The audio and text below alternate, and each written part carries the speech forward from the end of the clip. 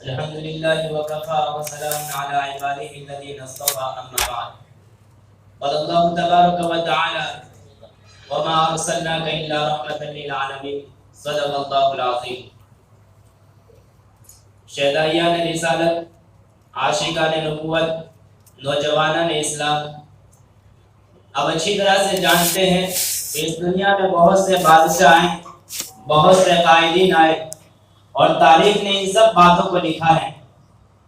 لیکن آپ تاریخ سے سوال کیجئے کہ کیا ان بادشاہوں میں کوئی ایسا بھی گزرا ہے جس نے خار دینے والوں کو گل دیے ہوں، جس نے پتھر برسانے والوں کو موتی پیش کیے ہوں اور جس نے گالیاں سن کر کے دعائیں دی ہوں؟ تو تاریخ خاموش رہے گی، اور اس کا خاموش رہنا یہ صداقت کی علامت ہے کہ ان فرمانرواؤں میں کوئی ایسا نہیں گزرا.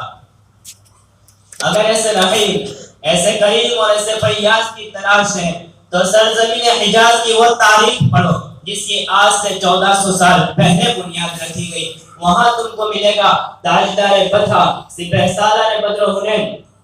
تاریخ کی سرزمین میں صداقت و حقانیت کی دعوت کے لیے تشریف لائے ہیں. لوگوں کو نفس پرستی سے خدا پرستی کی طرف آنے کی دعوت دیتے ہیں اور ساتھ ہی ساتھ یہ بھی کہتے ہیں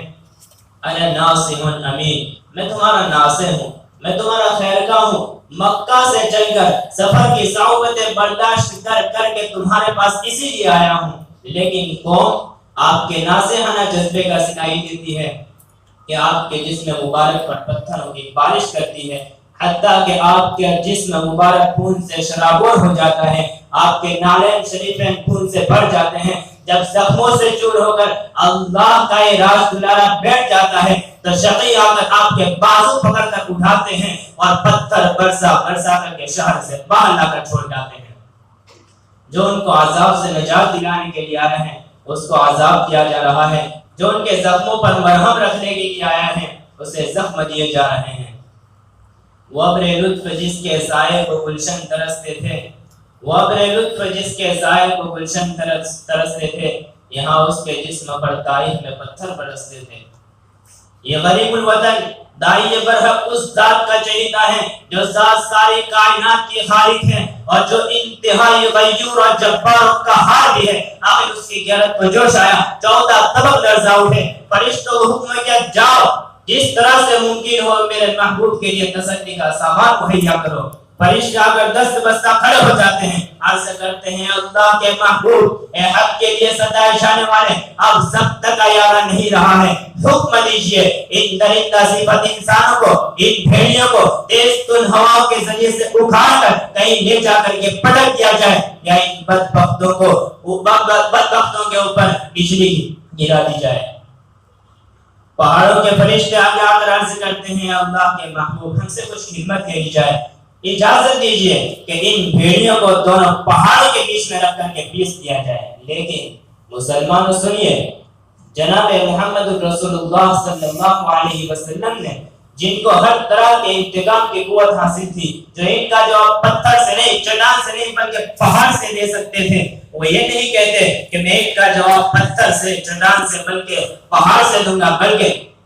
جناب رحمت للعالمین نے سن کے فرمایا کہ میں اس دہر میں قہر و غضب بن کر نہیں آیا،